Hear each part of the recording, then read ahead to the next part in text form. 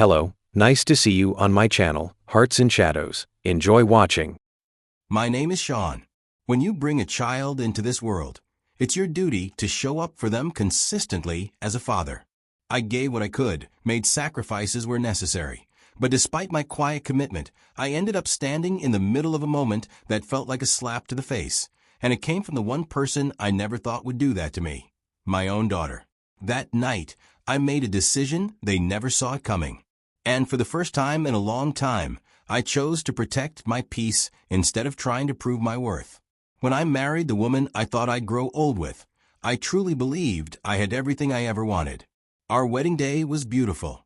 Every detail, from the venue to the music to the little finishing touches, was done with one purpose: to give her the kind of wedding she had always dreamed about. That day was supposed to be the beginning of our forever. The early years of our marriage were calm. We got through the usual ups and downs that come with adjusting to living together, but overall, it all good. About a year after we got married, we welcomed our daughter, Andrea. And let me tell you, that day changed me. I'd always wanted to be a dad, and it was something I dreamed about for years. So when Andrea was born, it was overwhelming in the best way. From that moment forward, everything I did started revolving around her. I adjusted my schedule and focused more on how to be present in her life. I gave everything I had to be the best father I could be. That little girl became the center of my world. And to me, we had the foundation of something lasting. A family that, no matter what storms came, would hold together. I had no idea what was coming down the line. But in those early years, if you had asked me how life was going, I would have told you I was blessed. Because at that time, I was. When Andrea had just turned 5, I stumbled across some messages. My wife had been cheating on me. And not just with anyone, with someone I called a friend. That discovery didn't just hurt, it crushed me, and shattered everything I believed about loyalty and commitment. The worst part was she didn't even try to deny it. Instead, she looked me in the face and tried to spin it like I was overreacting and making something bigger than it really was. She had the audacity to flip it on me, to imply I had been emotionally absent and controlling. Anything to take the attention off her choices. It was gaslighting, plain and simple. She didn't feel bad about it. I wanted to believe we could fix things because of Andrea. That little girl was my whole world. And I couldn't stand the thought of her growing up in a broken home. We brought in friends we both respected, people who had been part of our lives for years, hoping maybe their voices would help her see what she was doing.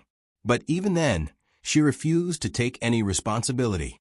She played the same game, always shifting the blame. I realized I was fighting alone, so I let go and filed for divorce. I wasn't going to stay in something that was slowly destroying me. But she didn't go quietly. Almost immediately, she started trying to make me the bad guy. She twisted the story to make herself look like the wounded woman left behind. And worst of all, she started using Andrea as a weapon.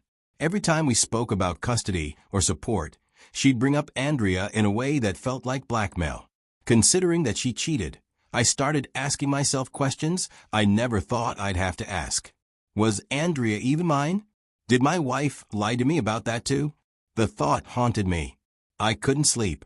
I couldn't eat. I looked at that little girl, and I didn't know what to believe anymore. So I asked for a DNA test. I needed to know. When the results came back, Andrea was my daughter. That moment was complicated. I felt relief, of course. She was mine. But the joy was laced with bitterness, because I also realized how deeply her mother had manipulated everything, twisting even the idea of fatherhood into something uncertain and painful. I had never stopped loving Andrea, but now I knew I had to protect that love from being used against me. The divorce proceeded with more tension than I ever expected. I told her we didn't need to go through the courts for child support. I was willing to take care of Andrea privately. I had no problem doing my part. I always had, and I always would. I still didn't want to make things harder than they had to be. But she insisted. Not because she thought I wouldn't pay, but because she wanted control. It felt less like she was trying to secure a future for Andrea, and more like she wanted to punish me for walking away. Still, I didn't fight it. I complied. I paid child support on time every single month, without fail. I also kept covering Andrea's school fees, uniforms, books, whatever came up. If she had a dental appointment or needed medication, I paid for that too. But more than that, I quietly opened a college fund in Andrea's name. She didn't know about it, and neither did her mother. I just wanted to make sure that when the time came, she'd have options. I didn't want my daughter's future to suffer because of the fallout between her parents. Even though the marriage was over, I worked hard to keep my place in Andrea's life. I remembered every birthday. If I couldn't be there in person, I sent gifts that showed I knew who she was and what she liked. I made sure every message, every card, felt like a piece of me was still there. I called regularly. I texted even more. And for a while it worked. She was still my little girl, still calling me Dad, with that same joy in her voice. But that didn't last. Her mother wasn't having it. I could feel it even before it became obvious. She didn't like that Andrea and I had our own bond, one that existed outside her influence. As Andrea got older, I noticed a shift in our relationship. At first, I told myself it was normal. Teenagers pull away a little. They want space and independence. I figured maybe she was just growing into herself. But it felt like a wall was being built between us, brick by brick, and I didn't even realize it until it was already too high for me to see over. She stopped calling me like she used to or asking to spend the weekend. I didn't say anything about it, just tried to shake it off. I'd reach out with texts or calls, and the responses were far from what they were in the past. Deep down, I knew something else was going on. This was confirmed afterwards when my daughter began claiming I hurt her mom and never cared about them. The first time I heard her say this, I was left wondering where all of this was coming from. It was clear that the words she used weren't hers. They were her mother's. It became obvious that my ex-wife had been planting seeds in her mind, twisting things, painting me out to be the villain in this story. What made it worse was that her mother had remarried by then. The new husband came across as generous and picture-perfect. Took Andrea on trips, bought her things, made public gestures. The kind of stuff that looks good from the outside. And to a teenage girl, that kind of surface-level affection can feel real. She started seeing him as the real father figure, while I was gradually pushed further and further away. I wasn't even allowed to see her anymore. I'd try to visit or show up for school events, and her mother would meet me at the door, threatening to call the police if I didn't leave. She'd claim Andrea didn't want to see me, that I was making things uncomfortable. And Andrea never stepped in to say otherwise. I was being shut out. If Andrea needed anything, she wouldn't ask me herself. Her mother would text or call, passing on the message like some kind of middleman. Still, I didn't stop supporting her. I paid the child support, kept up with school fees, sent money when it was needed, even though no one ever said thank you. I kept doing it because that's what a father is supposed to do, right? But I was doing it blind, completely unaware of just how deep the manipulation had gone. I thought I was holding on to the connection we had left. Andrea's high school graduation party was supposed to be one of the proudest moments of my life. I had looked forward to that day for months. It was a milestone that marked the beginning of her adult life. Even though our relationship had grown cold over the years, I never stopped being her father. And I never stopped doing my part. I paid for her graduation dress without hesitation. I covered catering costs, made sure photography was taken care of, and even sent extra funds just in case there were last-minute needs. I wasn't physically there every step of the way, but I was always making things happen for her. That day, everything looked perfect from the outside. The decorations were nice, the crowd was lively, the music played softly in the background. I stood there, quietly watching as people hugged her, took pictures, and offered congratulations. I clapped when others clapped. I smiled when I was supposed to smile. And even though we hadn't had a heart-to-heart in a long while, I was just glad to be included. Deep down, I still believed this day could be a small reset, and we could start rebuilding. But that hope was crushed during the thank you speech. Andrea stood confidently at the mic, holding a glass of sparkling juice, dressed in her beautiful gown. She thanked her teachers, her friends, her mom. Then she paused. I figured this was the part where she'd acknowledge me, even briefly. She smiled and said, "I want to thank my stepdad for being there for me. He bought me my first car. He stepped up when my real dad never did anything." Right there, in front of everyone, I didn't even know how to feel. She erased and replaced me with the man who showed up with a few shiny gifts and played the hero. Meanwhile, I was the man who funded her life, who sacrificed his peace just to make sure she never lacked. Now she sees me as the man who never did anything. For a few more seconds, I didn't even know how to react. My ex-wife stood there with a smug look on her face like this was a scene she had written and rehearsed. I felt humiliated in a way I can't fully explain. But I didn't cause a scene or correct the narrative. I've learned that not every fight is worth having in public, and this one wasn't mine to fight. So I did what a lot of people wouldn't expect. I left. I walked out of the party, got in my car, and drove home in silence. That night at home, I sat alone in my apartment, still wearing the same shirt I had worn to the party. I didn't even have the energy to eat. I just kept playing the moment over and over in my head. She thanked her stepfather for buying her a car and being there for her, while implying that I, her biological father, had been absent. I don't think I've ever felt that kind of humiliation and heartbreak mixed into one moment. And in that moment, I realized something that hurt more than anything else. They didn't appreciate me. Not her. Not her mother. Not for what I gave. Not for what I endured. Not for the years I kept showing up when I had every reason to walk away. So I made a decision. I got up, opened my laptop, and logged into the account where I had been quietly saving for Andrea's college fund. Every month, I'd been putting money into it without fail, even when things were tight. I did it because I believed in her future, even when I wasn't sure if I'd be a part of it. I had never told her or her mother about it because I didn't want anyone to feel entitled to it. It was something I did purely out of love, to give her a head start in life. But that night, I emptied the account. Every dollar I had set aside for her education, I reclaimed. The account was under my name, so there was no one to argue with. After that, all the extra financial support I had set up, monthly transfers for clothing, extra food money, activity fees, the quiet little top-ups I sent without anyone asking. I shut them all down, one by one. I left only the court-mandated child support in place.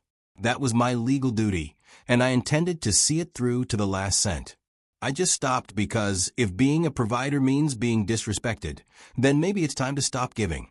Andrea would be turning 18 in a few months. After that, I owed nothing legally. And emotionally, that debt had already been paid in full, and then some. So I made a decision that night. I would fulfill my obligation until the day the system says I no longer have to. And after that, I was out. For about a month or two after that graduation party, the silence between me, Andrea, and her mother was louder than any argument we'd ever had. No calls, no texts, and to be honest with you, I didn't expect anything. I'd already accepted that the people I had sacrificed so much for didn't think twice about throwing me under the bus. So, I let the silence speak for itself. Andrea later got admission into a university. I didn't hear it from her, of course. Like clockwork, her mother reached out first, just like she always did when money was needed. A text about how tuition fees needs to be paid. I didn't reply, so she texted a day later saying I should do the right thing as her father. I read the message. I saw the missed calls. And I ignored every single one of them. The calls didn't stop in the days that followed. They only got more frequent. She started calling at odd hours, texting things like, "Are you punishing your daughter?" and other guilt statements. But I stayed silent. I wanted her to understand that I wasn't the fool she thought I was. Eventually, when she must have realized I wasn't budging, Andrea herself called. That surprised me. I didn't think she would, so I picked up. The voice on the other end sounded uncertain. But before she could get into anything, I cut in, reminding her of that speech, of how I sat there while she told the world that her stepfather had done everything for her, and that I had done nothing. I asked her if she even remembered that I paid for her dress, that I'd sent money for the photographer, that I had quietly been making sacrifices for years while everyone acted like I didn't exist. She didn't say much, probably didn't know what to say. That silence told me everything. So I laid it out. I would continue to send the court-ordered child support until she turned 18. After that, she was on her own. If she wanted to go to college, she could take out a loan like many people do, or she could get a part-time job and work her way through it. I had already done more than what was required of me, and clearly it wasn't enough. When she tried to respond, maybe to justify, maybe to argue, I didn't let it get that far. I told her I wasn't interested in being talked in circles. Then I ended the call. From that moment until her 18th birthday, I kept things strictly by the book. Every month, I sent the exact amount the court required and not a cent more. I didn't check in. I didn't send a text. When her birthday came around, I didn't send flowers or a card like I had done every year before. I didn't call. If they were fine, pretending I never mattered, then I'd let them live with that. A week after her 18th birthday, my daughter showed up to my house. It was a Saturday morning.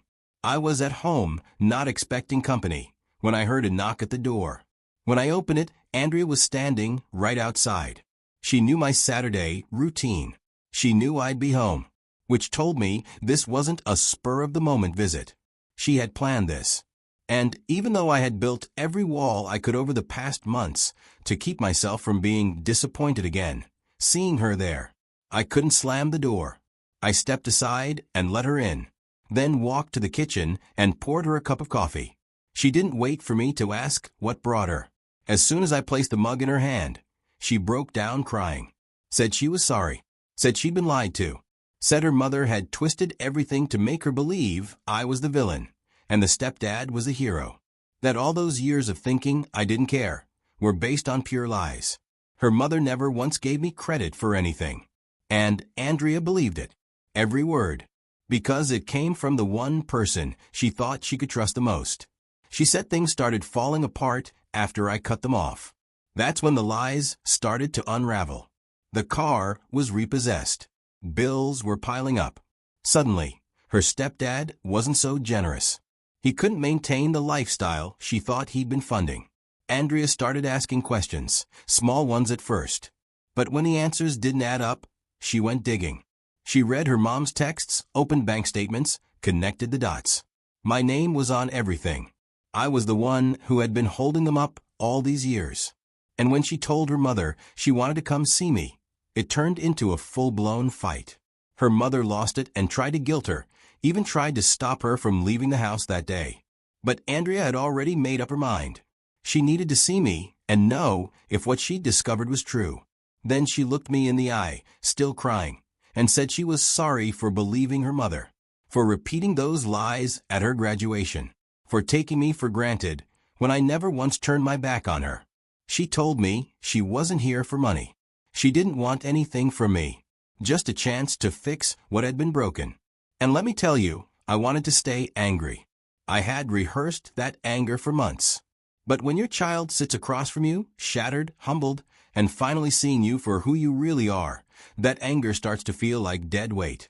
So I sat there quietly, looked at her, and remembered the little girl who used to fall asleep on my chest during movie nights. I didn't need to say much. I just reached across the table and held her hand. That was enough to start undoing the damage. Even in the days that followed, she didn't beg for her college fund back. All she asked was if she could move in. She said she wanted to be around me, to make up for all the time we'd lost. She told me she couldn't stay in that house with her mother anymore. That the environment was toxic, full of lies and guilt trips. I did tell her she could stay. That this house would always have a room for her. From that day forward, we started the slow work of putting things back together. We didn't try to force things or pretend the past didn't happen. We started planning together again, talking about her university, what courses she wanted to study, what kind of car she'd actually want. As for her mother, I stopped thinking about her entirely. I didn't care if she was angry, if she was struggling, or if she regretted anything. That chapter was over.